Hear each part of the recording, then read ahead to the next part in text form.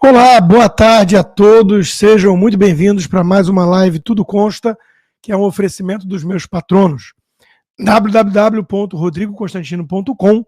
Vai lá, você pode se tornar um patrono, contribuir com esse programa totalmente independente, todos os dias, participar de grupos exclusivos, encontros presenciais, se for aqui da Flórida, e muito mais. E claro, vá fazer parte também da minha comunidade no Locals, rodrigoconstantino.locals.com.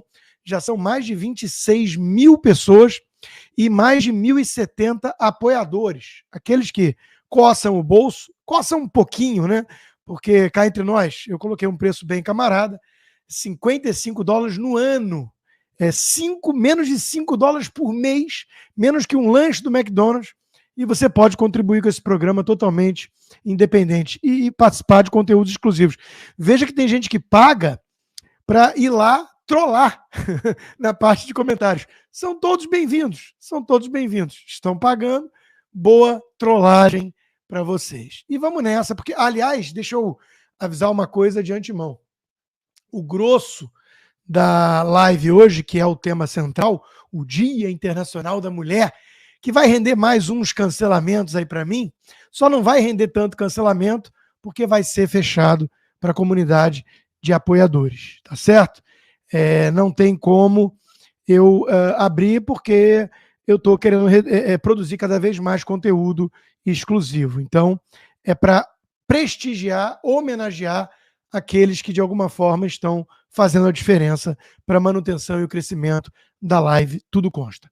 Como de praxe, a gente abre falando de guerra cultural, e meu amigo Hélio Beltrão apontou para esse desenho da Netflix, um desenho voltado para o público infantil, que promove ideologia de gênero. Veja que o cavalinho lá não tem gênero definido, ele se identifica como qualquer coisa, ele é fluido, isso tudo para supostamente crianças assistirem, como se esse fosse o interesse de uma criança, como se isso fosse algo normal ou desejável para os nossos filhos. Eu só não cancelo Netflix, eu só não cancelo Apple, né? Porque os produtos são bons. A Netflix, por exemplo, me rendeu ontem o especial do Chris Rock, que eu tinha comentado que eu ia assistir à noite.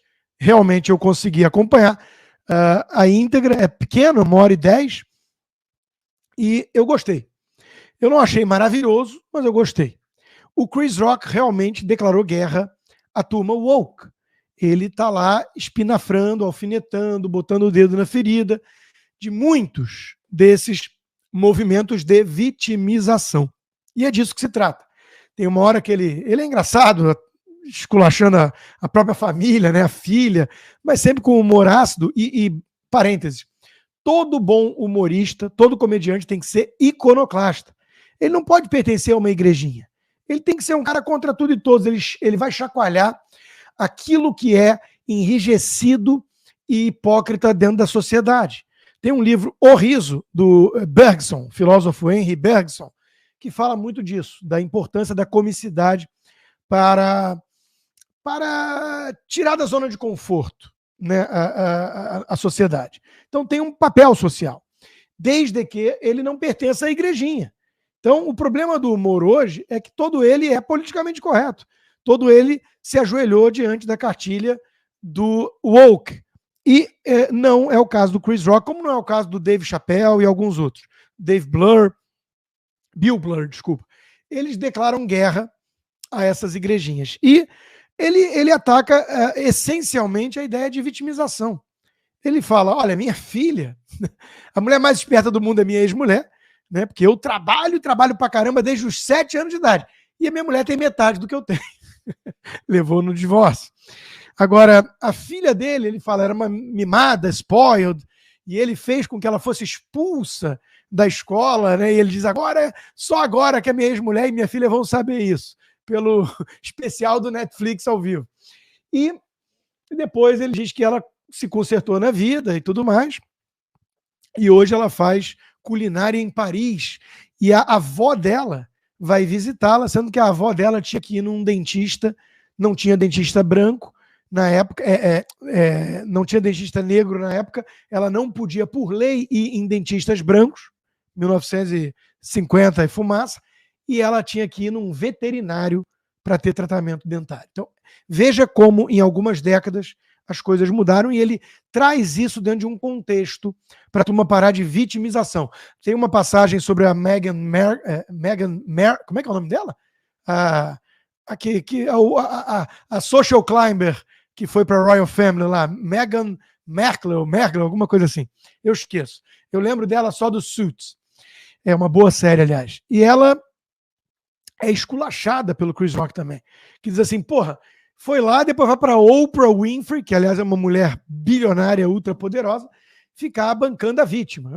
Eles são racistas. Porra, não deu um Google, não, Royal Family. Os caras criaram um colonialismo. E aí ele vai lá e tira sarro dessa vitimização toda. Ele desconta no final, com algum spoiler aqui, né? Vingança é um prato que se come frio. Ele aguentou relativamente calado aquele tapa na cara no Oscar do Will Smith, e ele vai às forras. Ele realmente esculacha o Will Smith e a esposa, né? Então é uma série muito legal. Tem algumas coisas que chamam atenção, por exemplo, por que só os negros podem usar the N-word, né? Mas tudo bem. E a Netflix traz coisas interessantes, então também. Fazer o quê? Né? Chris Rock declarando guerra à turma woke, vale muito a pena ver.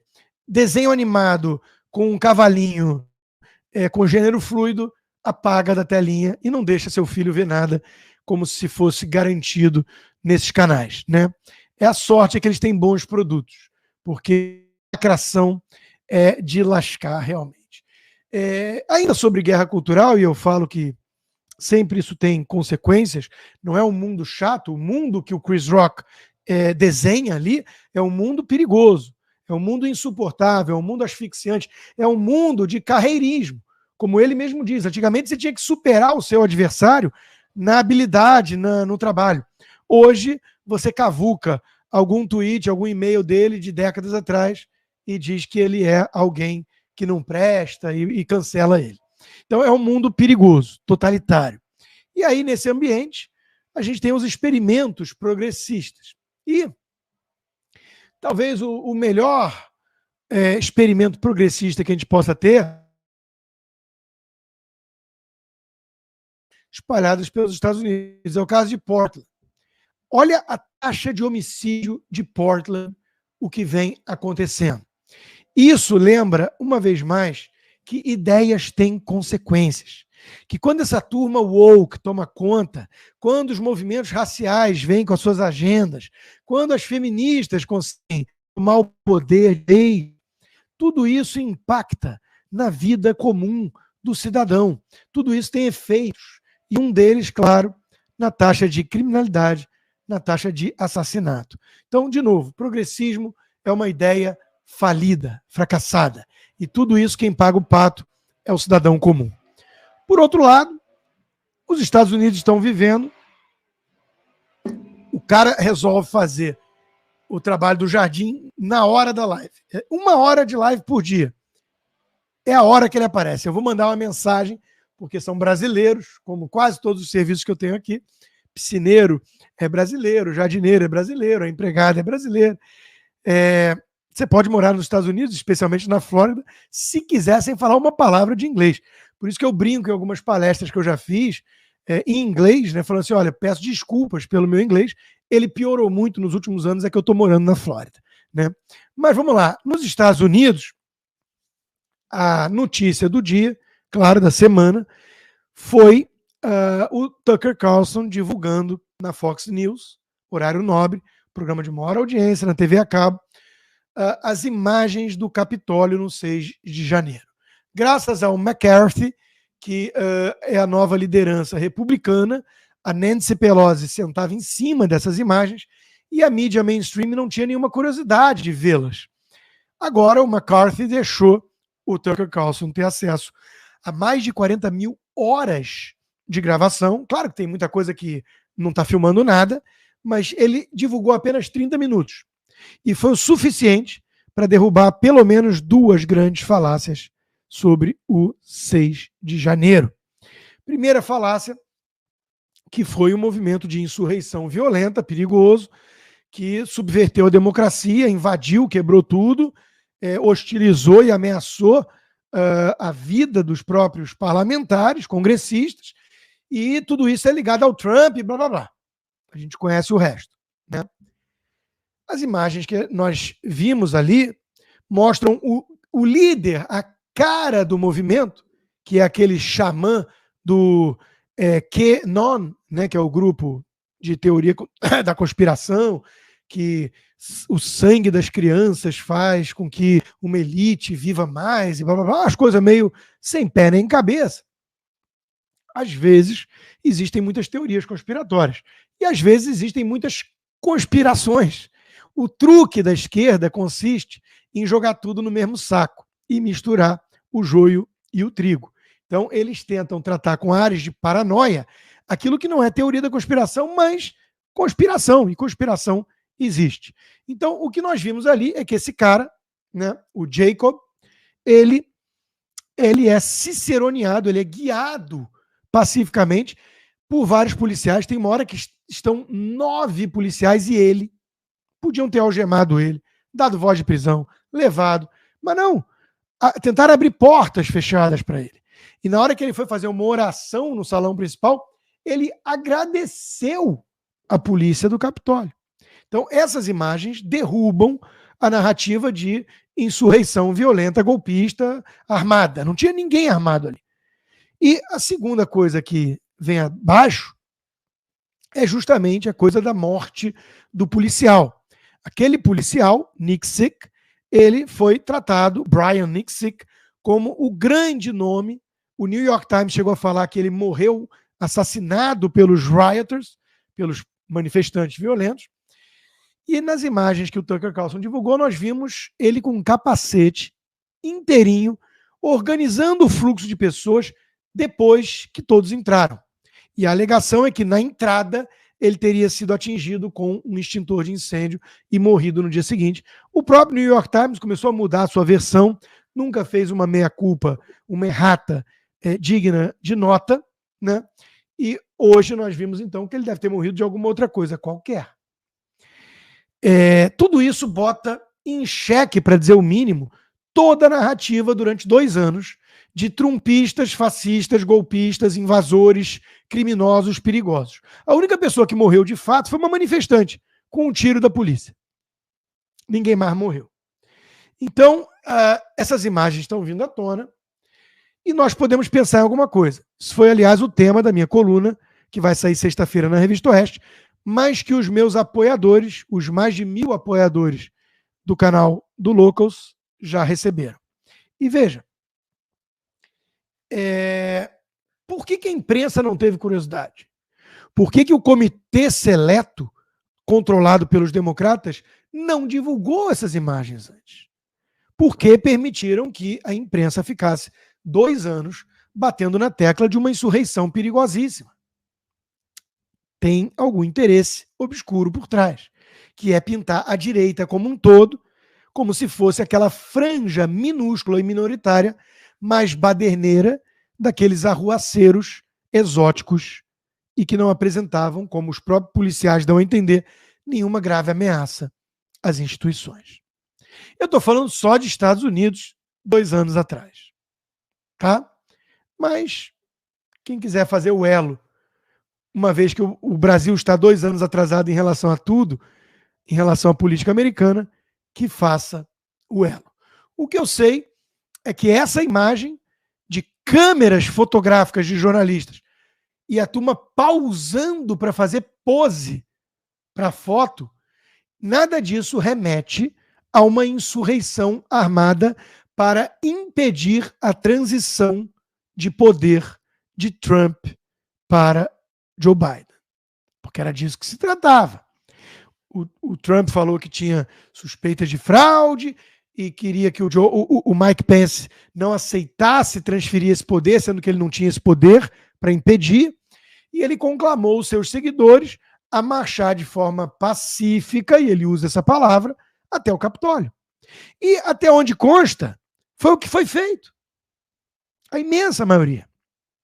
Aí houve uma fragilidade da polícia, pelo visto, alguns dizem que houve infiltrados e facilitação para que entrassem no prédio.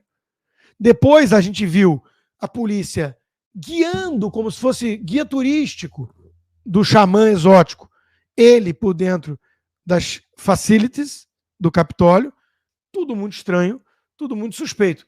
E aí qual é a reação da imprensa? Não é justo o McCarthy soltar isso só para o Tucker Carlson. O Tucker Carlson é partidário. O Tucker Carlson não é imparcial. Quem disse isso? O Don Lemon, da CNN. É uma piada pronta. O Tucker Carlson nunca escondeu que tem um lado, que tem um viés, que é um nacionalista conservador. Agora, o Don Lemon, da CNN, fingir que é um repórter imparcial é que é a grande piada. E eles estão atirando no mensageiro.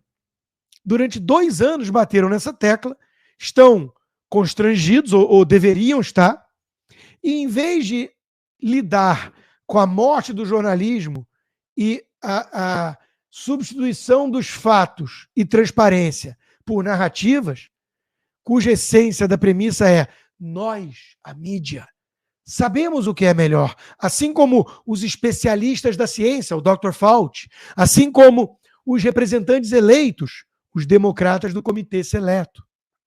Então, quem precisa do povo? Quem precisa de transparência numa democracia?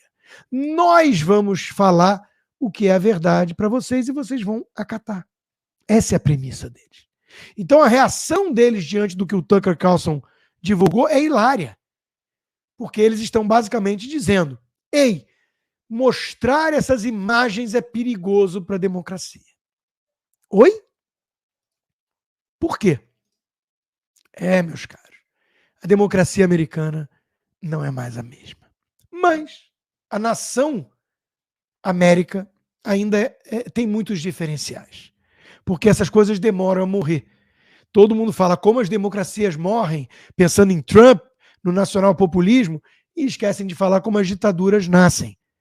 De forma velada, sutil, subreptícia, disfarçada. E é o que está acontecendo. Mas leva tempo e está tendo reação. Então, se você quer vir morar aqui, eu recomendo. Moro aqui há 8 anos, é uma grande nação. Você precisa de um visto de imigrante. E eu recomendo, claro, o DM Visa Law. O link da conta do Instagram está aqui embaixo.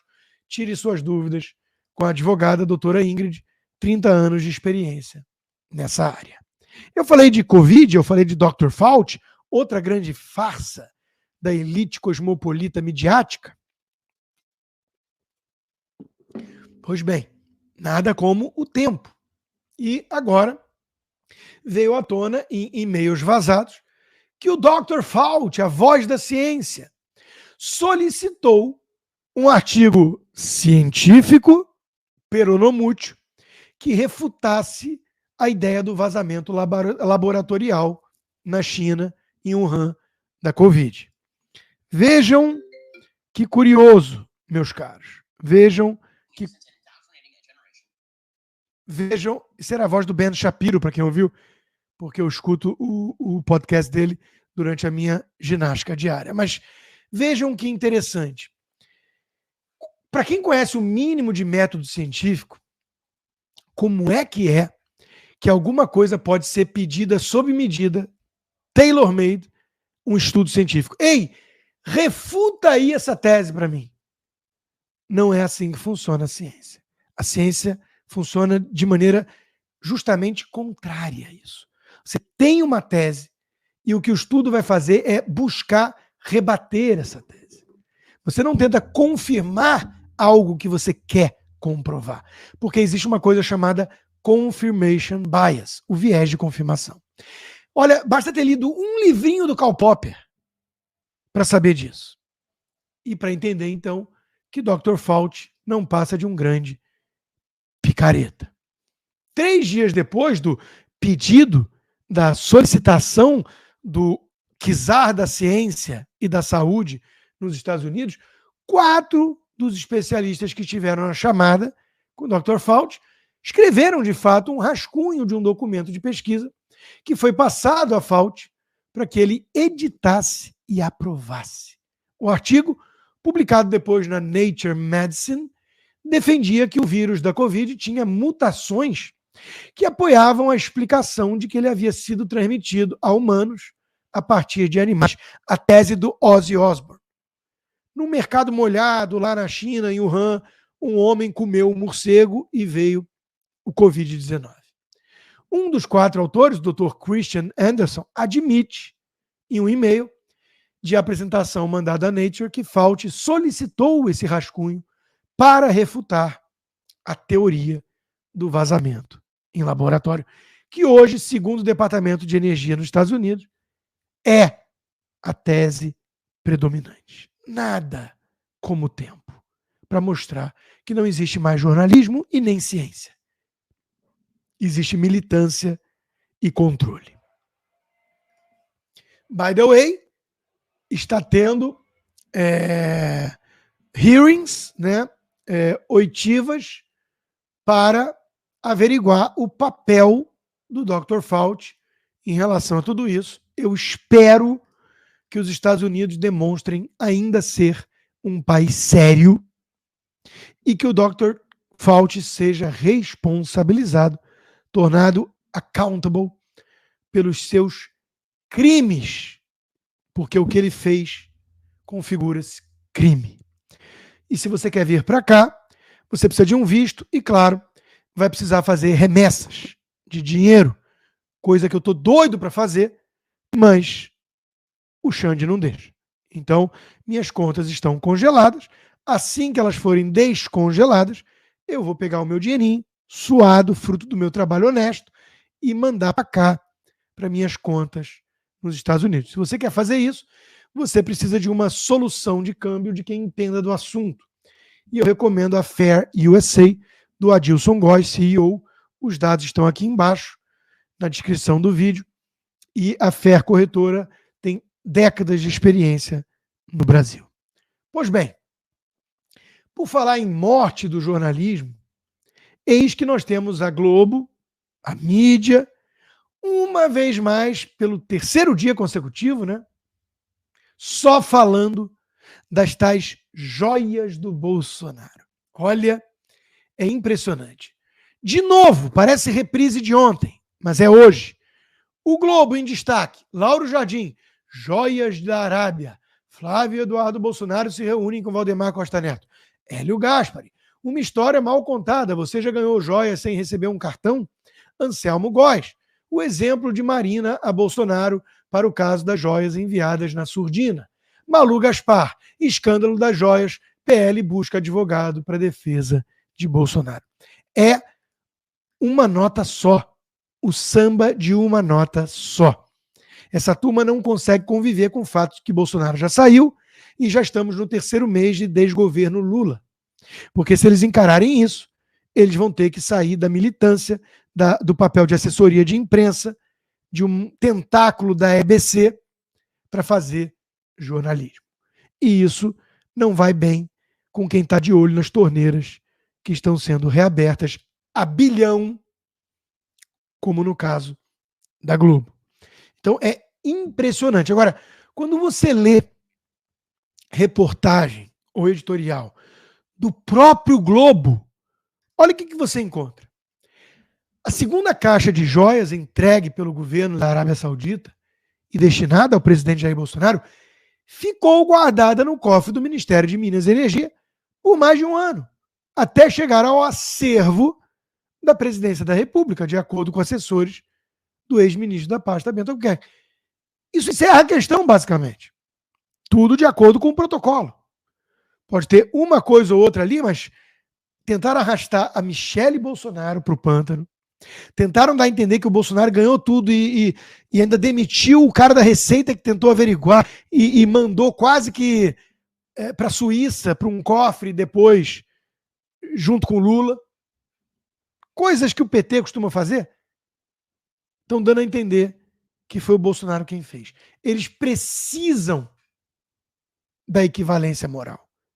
Eles precisam acabar com a questão, o critério ético para o debate político. Sem isso, eles têm que lembrar o tempo todo quem eles defendem.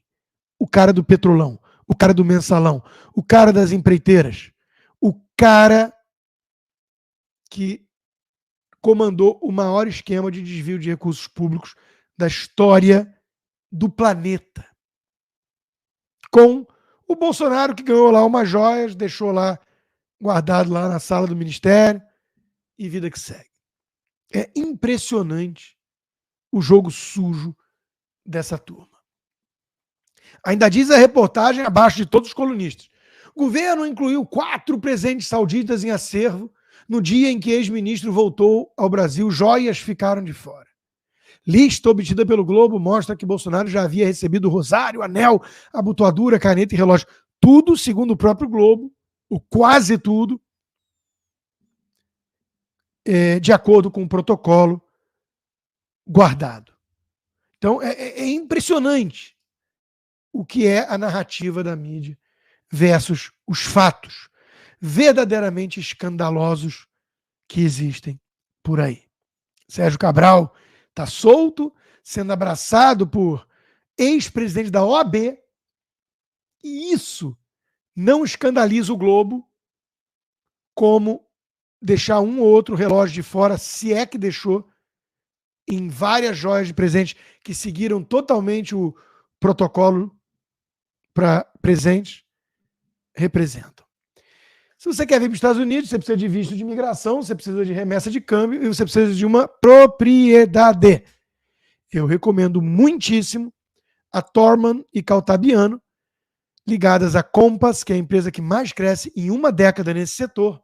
Pessoas da minha mais alta confiança, pessoas que eu atesto a competência, pessoas de quem eu sou cliente e que eu sei que vocês estarão em ótimas mãos, com um tratamento VIP concierge e um baita portfólio para todos os gostos e todos os bolsos.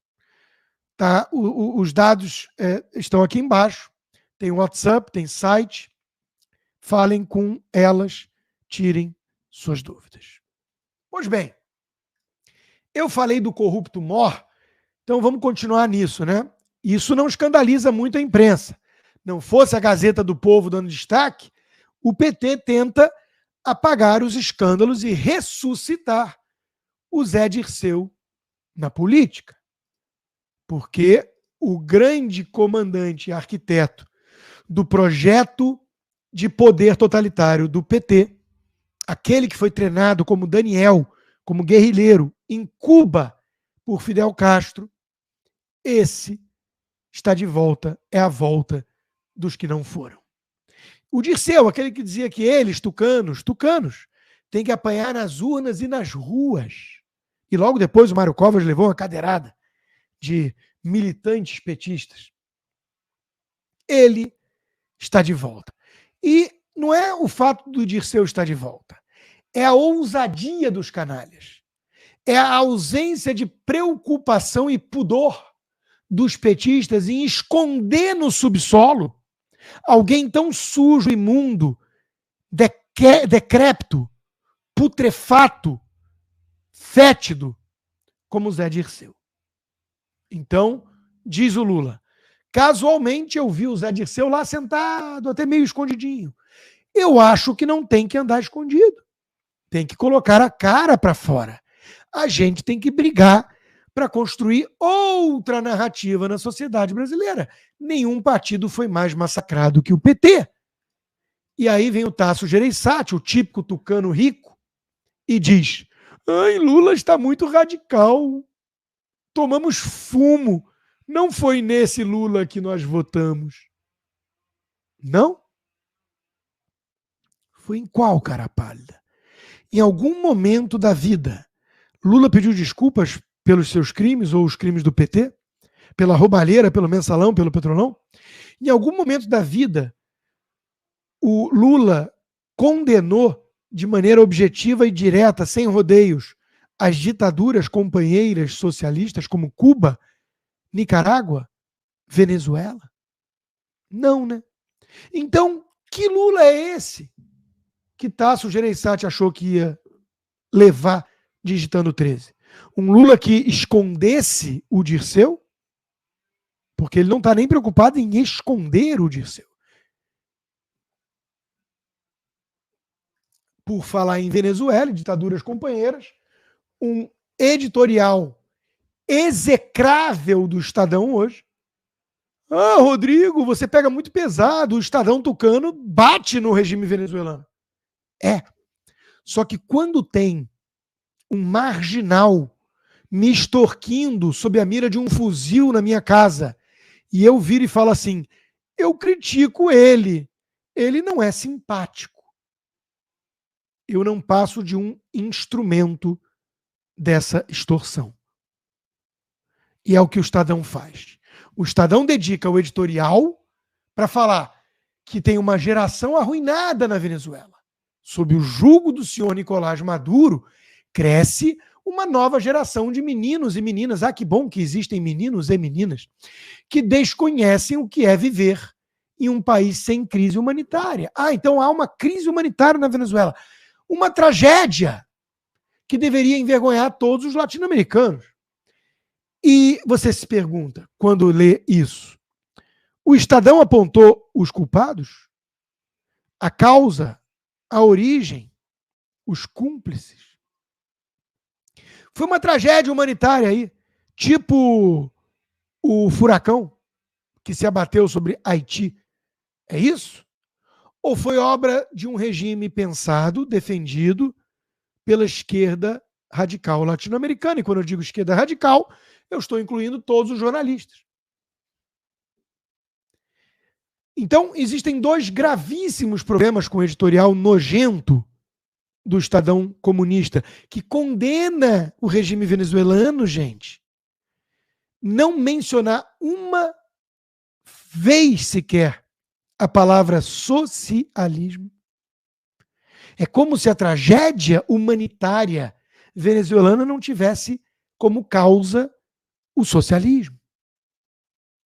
E não menciona um único momento a parceria, o apoio recebido o tempo inteiro, desde Hugo Chávez até Nicolás Maduro, pelo PT e pelo presidente Lula. Lula chegou a gravar vídeos de apoio a Chávez e Maduro. Nunca condenou a Venezuela. Quando foi muito cobrado, disse que se tinha um problema de democracia na Venezuela, é que tinha excesso de democracia. E disse que Hugo Chávez e ele dirigiam um carro na mesma direção. Só que um dirigia uma Ferrari, era rápido, e o outro um Fusquinha. O Estadão não leva nada disso em conta. Ele não diz que é o socialismo que destruiu a Venezuela e que é o socialismo defendido por Lula e seu PT. Para que serve um editorial desse, então? Para enganar, para dissimular, para fingir que está criticando algo, deixando de fora a essência. Ah, o sequestrador não é simpático. E esquece de condenar o ato de sequestrar.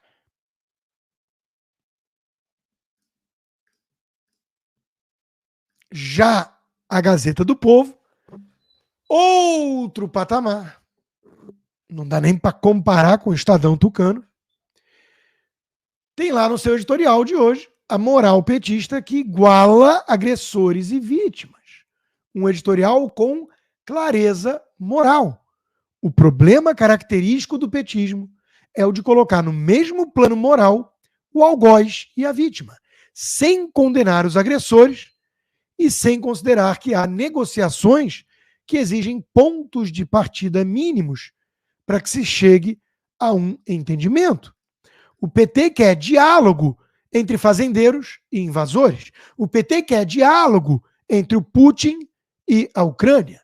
O PT quer diálogo entre o governo eleito da Colômbia, anterior, e as Farc. E por aí vai. Ele quer diálogo entre traficantes e policiais.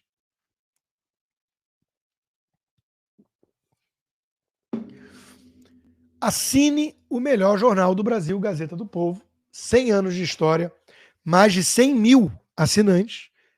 Precisa do seu apoio. O link está aqui embaixo. Torne-se também um dos assinantes da Gazeta do Povo. Ainda para falar desse desgoverno e desse picareta corrupto, o governo Lula utiliza 50% mais voos da FAB do que gestão Bolsonaro em 40 dias. Mal começou. E a turma já está achando que avião da FAB é jatinho particular para uso de ministros e do governo para tudo. Em contrapartida, o ministro que andou usando bastante o avião da FAB para fins particulares, ele continua no governo. O recado de Lira e o apoio do União Brasil teriam feito com que Lula desistisse da ideia de fritá-lo, até porque o principal fogo é o fogo amigo. Além da necessidade do Lula ficar bem com a União Brasil em nome da governabilidade, pesou na decisão de manter o ministro o recado do Arthur Lira de que ele não tinha base suficiente de parlamentar para aprovar projetos e, claro, o fato do fogo amigo ser o principal ataque contra o Juscelino, porque é a Gleisi Hoffmann e companhia quem vem tentando derrubá-lo. E a gente sabe que o PT sempre esteve de olho na pasta de comunicação porque ele quer regulamentar tudo isso, a imprensa e tudo mais. Então é esse o jogo que está acontecendo. Já outro ministro do Lula dobrou a aposta. O ministro do Trabalho, que tinha dito, se o Uber quiser sair do Brasil, que saia, os Correios vão substituí-lo, ele voltou a dobrar a aposta agora. Ele diz que sente muito se o Uber não gostar da formalização dos trabalhadores. Mas a Uber não vai embora do Brasil, porque é o mercado número 1, e ninguém quer que ninguém vá embora. Pelo contrário, nós queremos garantias de proteção social a esses trabalhadores, valorização do trabalho. Tem que ter regra, controle para não ter excesso de jornada, mesmo que alguns motoristas dos aplicativos não queiram a formalização da CLT. Diz ele que é necessário ter a regulamentação para proteger e dar remuneração de qualidade. Veja, vamos lá. Para que serve o sindicalismo? Supostamente para proteger o trabalhador do patrão, que é um explorador na visão marxista. Quando você dá liberdade aos trabalhadores, eles normalmente não querem ser sindicalizados e pagar imposto sindical. Aí os sindicalistas dizem que tem que obrigá-los a isso. E quando eles dizem assim, não venha com a CLT para cima de mim, eu não quero as conquistas trabalhistas, as regalias que vocês defendem, eles dizem, não, você não sabe o que é melhor para você. Toma aqui. E depois eles perguntam por que existe 1/3 da mão de obra na informalidade e 10% desempregados. Teria alguma ligação com excesso de poder sindical no Brasil? Coisa que não tem nem perto nos Estados Unidos, país onde não há informalidade e desemprego na mesma magnitude, e que o trabalhador, na média, ganha 5 vezes mais do que o brasileiro? Elementar, meu caro Watson. Os sindicatos punem os trabalhadores e defendem os interesses da esquerda no poder e dos próprios sindicalistas. São os pelegos do Getúlio Vargas. By the way, cuja CLT foi inspirada na Carta del Lavoro de Mussolini. É engraçado ver a esquerda falar tanto de fascista, fascista, fascista, quando é a esquerda que defende o fascismo. Estado grande, sindicato poderoso e grandes grupos corporativos, talvez como Empreiteiras e Fiesp. Não é esse o sonho do PT? É a essência do fascismo de Mussolini. Leiam história, estudem. Está lá. E claro, o Lula precisa de governabilidade. Então vamos resgatar um vídeo dele sobre governabilidade. Nem sempre as pessoas eleitas fazem jus à importância que tem a instituição. A imprensa de hoje traz matérias absurdas, ou seja, a política do dando que se recebe, adotada pelo governo Sarney para manter o mandato dele de 5 anos em 1988, continua agora com o presidente Fernando Henrique Cardoso tentando comprar deputados e partidos políticos para aprovar os seus projetos e para evitar que se instale a CPI do Banco Nacional e do Banco Central. Então, eu lamento e eu espero que o povo brasileiro, a cada eleição, vá aprendendo, vá aprimorando os seus conhecimentos políticos e vá escolhendo melhores pessoas para poder representar os seus interesses na Câmara dos Deputados e no Senado. É mesmo? Que curioso, né, Lula? Que curioso, né? Bom, acho que eu não preciso acrescentar nada, né? Agora, hoje é o Dia Internacional da Mulher. E claro que o Lula não poderia deixar de acenar a turma da política identitária woke progressista do PSOL, que hoje em dia domina as redações, a cultura pop e, portanto, a lacração nesses dias, nessas datas. Então, eis que o Lula aproveitou para lançar o programa tão sonhado por Tabata Amaral, que só engana trouxa, como se fosse uma voz moderada, uma pessoa séria, trabalhadora, e não uma dissimulada instrumento da esquerda radical. Lula lançou o programa de absorvente para, atenção, pessoas que menstruam. Então, hoje, meus caros, é o Dia Internacional da Mulher. Uma data que deveríamos lembrar, pelo menos, que existem, então, homens e mulheres. Mas eis que a esquerda identitária resolveu pegar esse dia e enaltecer e empoderar homens que acham que são mulheres. Até porque pessoas que menstruam, você me desculpa, mas só menstrua mulher. Homem que acha que é mulher, não tem útero e não menstrua e, claro, não é mulher coisa alguma, é homem. Com isso, eu encerro aqui a live nas plataformas, agradecendo a todos, recomendando a todos que assinem também a Revista Oeste, a melhor revista do Brasil, que toca em todos esses pontos, com colunas maravilhosas, como da minha querida amiga Ana Paula Henkel e tantas outras. O link está aqui embaixo com 20% de desconto. E vamos agora falar do Dia Internacional da Mulher lá na comunidade do Locals, apenas para os meus apoiadores, até porque eu vou ser cancelado uma vez mais. As I care. Vambora? Vambora ser cancelado e falar do Dia Internacional Comunista da Mulher ou do trans, que jura que é mulher, mas não é? Vambora. Espero todos vocês lá. Vamos colocar para apoiadores apenas. E, enquanto isso, vamos desligando as demais redes. Essa parte ainda continua um tanto obsoleta, mas fazer o quê?